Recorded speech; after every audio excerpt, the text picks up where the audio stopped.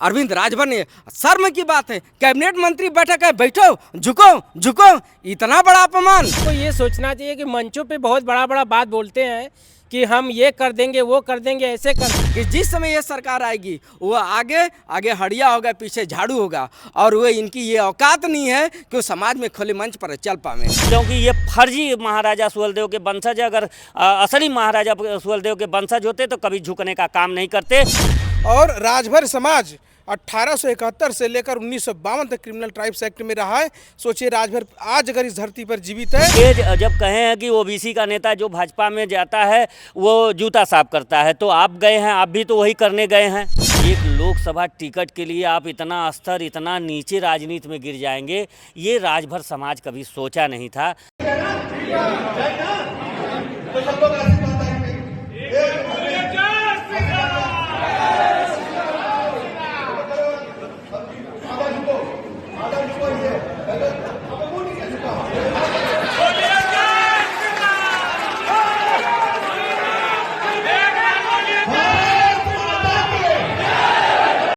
OP Rajbhar के बेटे अरविंद राजभर मैदान में है लोकसभा चुनाव के घोसी लोकसभा चुनाव से।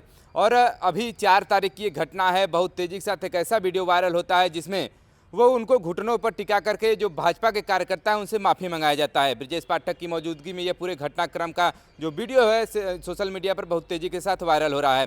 और उसी राजभर समाज के लोग हमारे साथ जुड़े हुए हैं जो कि जागो राजभर जागो समाज की लड़ाई लड़ रहे हैं, जो एसटी आरक्षण को लेकर के। इससे पहले भी हमारी बात इनसे हो चुकी है। आज हमारा मुद्दा है राजभर समाज को लेकर के, क्योंकि जिस प्रकार से उन्होंने घुटने टेका है, कहीं ना कहीं जो राजभर समाज है वो पूरी तरह शर्मिंदा हो चुका है। आइए इन्हीं लोगों से थोड़ा सा बात करने का प्रयास करते हैं। ये बताएं भाई साहब कि जिस प्रकार से उन्होंने घुटने टेका है, राजभर समाज क्या समझता है इस बात को लेकर के? देखिए, राजभर समाज बहुत शर्मनाक बात है जो इस तरह का कृत्य किए हैं। ब्रजेश पाठक जी ठीक है, उप मुख्यमंत्री हैं, अगर कोई पार्टी में जाता है उसको अगर माफ़ी मंगवाने का भी तरीका दूसरा होना चाहिए ना कि किसी व्यक्ति को घुटने टेकवा कर उससे माफ़ी मांगा जाए। इससे पूरे ओबीसी समाज, हमारा समाज नहीं, पूरा ओबीसी समाज इससे ये उनको देख रहा है कि आप जो बीजेपी में जाता है इस तरह का कृत्य करते हैं, तो वो मैसेज जाता है एक समाज में कि एक व्यक्ति एक समाज की बात नहीं है, ये कृत्य पूरे समाज की बात है, ओबीसी समाज की बात है। और इस तरह की घटना बहुत शर्मनाक है और हमारा समाज तो एकदम शर्मिंदा हो गया इस तरह की।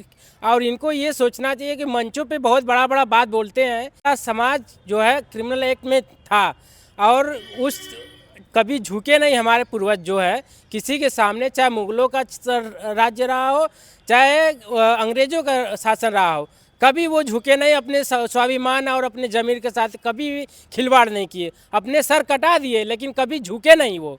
और ये इस तरह का झुक कर समाज को शर्मिंदा कर दिए, पूरा समाज शर्मिंदा है इस कृत्य से। वही महाराजा सुहेलदेव के वंशज हैं ये लोग, और कहीं न कहीं घुटना जिस प्रकार से उन्होंने टेका है, पहले के राजाओं को ऐसे घुटना टेकवाया जाता है। जब वो हार जाते थे तो वैसे ही घुटने टेक करके माफ़ी मांगते थे सामने वाले राजा। और ये सत्ता के एकदम नशे में चूर हो गए हैं और इनको ये नहीं समझ में आ रहा है कि हम जो कर रहे हैं वो समाज में क्या। अरे आपको वोट लेना है, समाज के बीच जाकर अपना जो है कि सबसे नाराज़गी दूर करते, वहाँ जाकर वो लोगों से विनती भी निवेदन करते तो समाज वोट देगा, न कि पार्टी के कार्यकर्ता वोट दिलाएंगे। उनके सामने, कार्यकर्ताओं के सामने आप घुटने टेक कर माफ़ी मांग रहे हैं। अरे लोकसभा का चुनाव, आम जनता का चुनाव, जाकर उनसे बीच में जाकर उनसे माफ़ी मांगिए। जो आप शब्द बोले हैं उसका वहाँ प्रभाव पड़ेगा कि कार्यकर्ता वोट दिलाएंगे उनको। जी भाई साहब ये बताएं कि किस प्रकार की ये माफ़ी मांगी जा रही थी, हम तब सबसे पहले यही आपसे जानना चाहेंगे। देखिए, ये माफ़ी नहीं मांगी जा रही है, ये राजभर समाज के साथ उनका अपमान किया जा रहा है। अपमान इसलिए किया जा रहा है कि क्योंकि माननीय ओम प्रकाश जी ने जो उलूल जुलूल बयान हमारे साथ देते आए हैं, उनकी एक गलती का सज़ा पूरा समाज भुगत रहा है। भुगतने का ही कारण है कि कल सामंतवादियों ने जो उनके साथ बिहेवियर किया, जो व्यवहार किया, उस व्यवहार को लेकर के राजभर समाज बहुत नाराज़ है। नाराज़ इसलिए है कि अगर आपको एक लोकसभा टिकट के लिए आप इतना स्तर, इतना नीचे राजनीति में गिर जाएंगे, ये राजभर समाज कभी सोचा नहीं था। और उसके बावजूद भी बाप और बेटे दोनों कह रहे हैं कि आशीर्वाद लिया जा रहा था, कार्यकर्ताओं से आशीर्वाद लिया जा रहा था। अगर कार्यकर्ताओं से थूक कर चाटना ही आशीर्वाद होता है। तो ऐसी आशीर्वाद तुम्हें मुबारक हो, लेकिन ये समाज को ये मंजूर नहीं है। आपकी जो आपने जो कृत्य किया है, जिससे सामाजिक प्रतिष्ठा पे जो दांव जो आप प्रतिष्ठा के साथ खिलवाड़ किया है, इससे समाज नाराज है। इसका परिणाम आपको एक टिकट दे करके अगर आप पूरे समाज को आपके सामने नतमस्तक किया जा रहा है, तो इससे ये समझ लीजिए कि ये समाज सब देख रहा है। देखने के बाद ये 2024 का चुनाव, इस चुनाव में जो पूर्वांचल की सीट है, ओम प्रकाश तो जो नतमस्तक हुए वो तो जा ही रहे हैं, पूर्वांचल के पूरे राजभर समाज भी इस सरकार से कटने जा रही है, क्योंकि किसी भी मुद्दे पर ये सरकार समाज का साथ अमल नहीं की। आपने देखा होगा 2017 में सामाजिक न्याय समिति था, उस पर भी सरकार अमल नहीं हुई। आज 4 साल से हम लोग लेकर रोड से लेकर कोर्ट तक दौड़ रहे हैं। ओम प्रकाश को टिकट देके उनको भंगी बना के, उनको निहुरा आसन करा के, उनको पगडंडी बना के, जिसे कितना बेइज्जत कर जाए, इतना बेइज्जत करके उनको सदन के लिए एक टिकट दिए, जिससे समाज का बहुत आहत है। इसका बदला समाज 2024 के चुनाव में लेगा। ये बताएं कि ओपी राजभर का एक बयान आता है, जब ये भाजपा के गठबंधन में नहीं थे, एनडीए गठबंधन में नहीं थे तब, कि कोई भी ओबीसी समाज का अगर व्यक्ति इनसे गठबंधन तब करेगा जब उनके कहीं ना कहीं उनके पैर के तलवे चाटने की बात कर रहे थे, कि जूता साफ करेगा ओबीसी समाज का व्यक्ति। तो क्या वही घटना क्या दोहरा ये सामने जो प्रतीत हुआ वही है क्या, ऐसा कुछ? जी, आप वही कहा गया है कि जैसा आप बोएंगे वैसा ही काटेंगे। इन्होंने जो कहा बीजेपी में आज से ओबीसी नहीं रहे, ना कांग्रेस में आज से ओबीसी रहे, क्योंकि जिस पार्टी में ओबीसी नहीं रहेगा वो राजनीति नहीं कर पाएगी, चाहे देश की कोई भी पार्टी हो, क्योंकि ओबीसी से ही सबकी राजनीति चलती है। क्योंकि ओबीसी को तीतर के रूप में यूज किया जाता है। ये तीतर हैं, जिधर जाएंगे अपने समाज को लेकर चलते हैं, यही लिए तीतर का प्रयोग होता है। तो ये जब कहे हैं कि ओबीसी का नेता जो भाजपा में जाता है वो जूता साफ करता है, तो आप गए हैं, आप भी तो वही करने गए हैं। तो ये वो जो कहे हैं तो वही अब उनके सामने आ रहा है। लोगों को जो अन्य ओबीसी है उनको तो किसी ने नहीं देखा जूता साफ करते, लेकिन इनको बाप बेटों को, तीनों लोगों को, प्राइवेट लिमिटेड कंपनी के जो एमडी, मैनेजर, सुपरवाइजर है, तीनों लोगों का कृत्य समाज देख रहा है। इस कृत्य से समाज का जो अपमान हो रहा है, उस अपमान में ये लगता है कि ये महाराजा सुहेलदेव का ब्लड इनके शरीर में नहीं है, इनके शरीर में पानी है, क्योंकि ये फर्जी महाराजा सुहेलदेव के वंशज। अगर असली महाराजा सुहेलदेव के वंशज होते तो कभी झुकने का काम नहीं करते। जो इन्होंने जो कृत्य किया, इस कृत्य के लेकर बहुत ही समझ लीजिए समाज जो अपमानित हुआ है उसका इनको परिणाम भुगतना होगा। भाई साहब ने कहा कि वो ओरिजिनल महाराजा सुहेलदेव के वंशज नहीं हैं, इस बात से आप कितना एग्री करते हैं? एकदम सत्य है। समझे, महाराजा सुहेलदेव राजभर जी के अगर वंशज होते तो उनका खून दौड़ता दिखाई देता है। वो कहते हैं ना कि आप संसद में मुझे भेजो और हम दहाड़ेंगे वहाँ पर जाकर। यही दहाड़ है, यही दहाड़ ज़बरदस्ती उनको निहुरा दिया था। ये कैबिनेट स्तर के मंत्री सामने बैठा हुआ और उनके नेता, उनके बेटे को ज़बरदस्ती निहुरा कर माफ़ी मंगवा दे। ये सम्मान है? ये राजभरों का अपमान है। आप जानते हैं भाजपा क्या करती है? जितने भी पिछड़ों के सामाजिक संरचना को मजबूत किया है, उनको ये भाजपा की सरकार ने पकड़ मुर्गी के दरबा में डाल दिया है। और मुर्गी के दरबा में इसलिए डाल दिया है, जब जब इनको ज़रूरत होगी तब तक समाज में इसको दौड़ाना शुरू कर देंगे। आज आप समझिए केशव प्रसाद मौर्य जी जब भी मौर्य समाज के तुरंत खड़े होंगे। संजय निषाद जी देखेंगे, जब भी मौर्य निषादों की ज़रूरत है तो वो खड़े हो जाते हैं। अच्छा, अनुप्रिया जी को अगर देखेंगे तो उनको भी ज़रूरत है। इनको मिला क्या? एक मंत्री का पद मिला और एक सांसद का टिकट मिला। क्या इससे उनके समाज का भला हो गया क्या? आज जागने की ज़रूरत है, आज समझने की ज़रूरत है। आज ये इतिहास पुराना दोहराया जा रहा 100-200 साल का पहले का, कि ये ओम प्रकाश जी के साथ नहीं हो रहा है। ओम प्रकाश राजभर के बेटे के साथ एक प्रैक्टिकल किया जा रहा है। और आने वाले समाज के लोग इस बात को पहचाने कि जिस समय ये सरकार आएगी वो आगे हड़िया होगा, पीछे झाड़ू होगा। और वो इनकी ये औकात नहीं है कि वो समाज में खुले मंच पर चल पाएं। आज पूरे शोषितों को, दलितों को, पिछड़े लोगों की समझने की ज़रूरत है। आज भाजपा आपके नेताओं के साथ पूरे छोटे छोटे लोगों को मन बर्बरता के साथ यह व्यवहार कर रही है। आज इसको समझने की ज़रूरत है। तो मतलब क्या ये आप समझ रहे हैं कि जब वोट इन लोग को मांगना होता है तभी वो समाज में जाते हैं, अन्य जो काम रहता है उसमें नहीं समाज में जाते हैं? मेरा कहने का मतलब यही लोग दौड़ जा रहे हैं, दौड़ जा रहे हैं। तो समाज की बात क्यों नहीं कर रहे? हम तो कह रहे हैं एसटी आरक्षण माननीय उच्च न्यायालय दे रहा है कि राजभरों को प्रस्ताव भेजा जाए।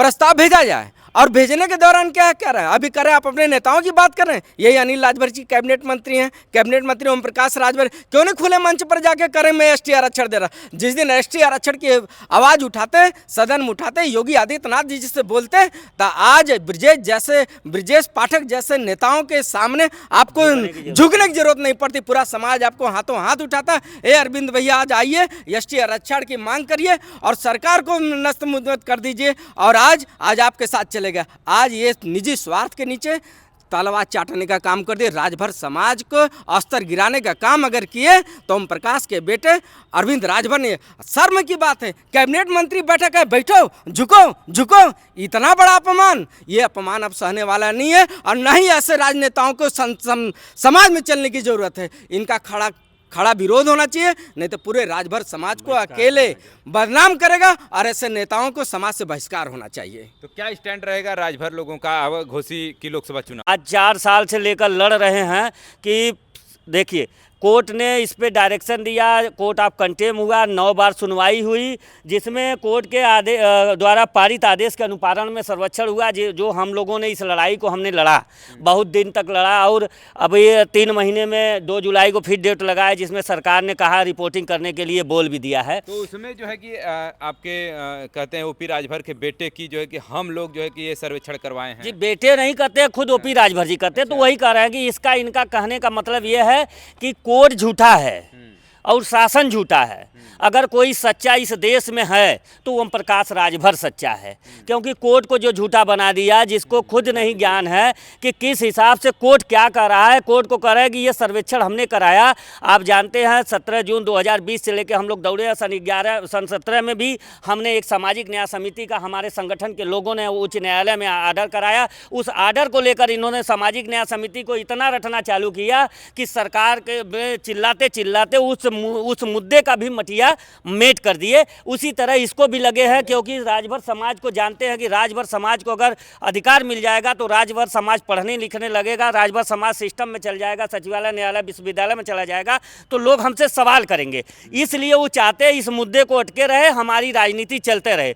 वो जिसको ढाल बनाया जा रहा है, उसको वोट देने का मतलब कि हम बीजेपी को वोट दे रहे हैं। इसलिए पूर्वांचल के राजभर समाज इस बार इस अपमान का बदला वोट पर चोट करके लेगा इनसे।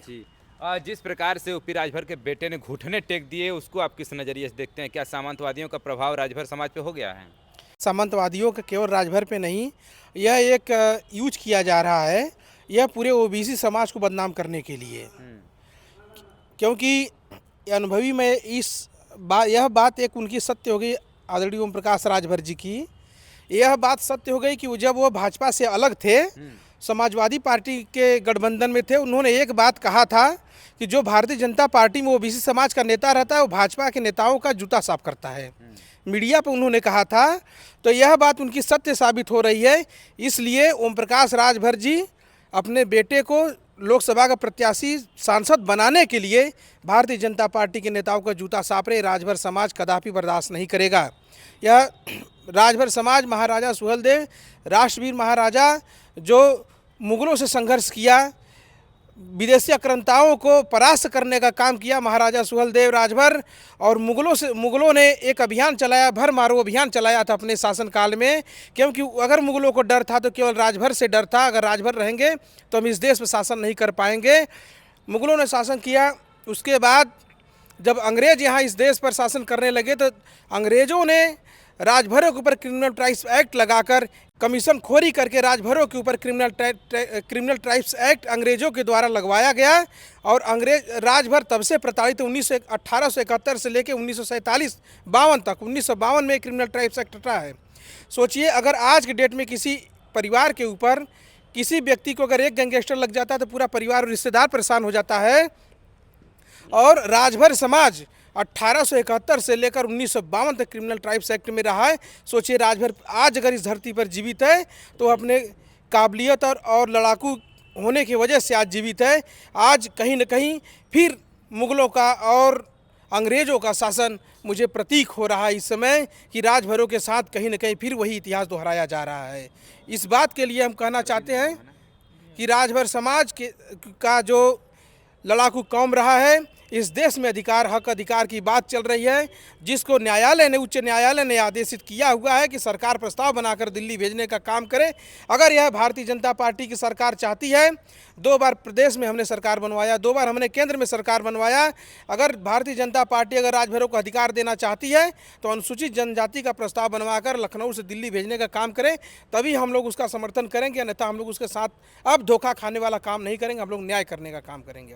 चलिए, आप देख पा रहे हैं कि तमाम जो राजभर समाज के लोग हैं हमारे साथ जुड़े हुए थे और कहीं ना कहीं अरविंद राजभर के इस कृत्य से पूरा राजभर समाज है कहीं ना कहीं अपमानित भी महसूस कर रहा है। इनका कहना अभी तो ये हमारी बारी है, ऐसे ही और भी ओबीसी के तमाम नेता हैं, अगली बारी उनकी भी हो सकती है। जिस प्रकार से कहीं ना कहीं जो एनडीए के गठबंधन के लोग हैं, जिस प्रकार से अभी इनको घुटनों पर लाया गया, वैसे ही और भी लोगों को घुटने पर लाने का प्रयास किया जाएगा। चलिए, ऐसे ही तमाम लोगों के जो वक्तव्य हैं वो हम आप तक पहुँचाने का प्रयास करेंगे। जुड़े रहिए हमारे चैनल के साथ। खबर देखने के लिए बहुत बहुत धन्यवाद।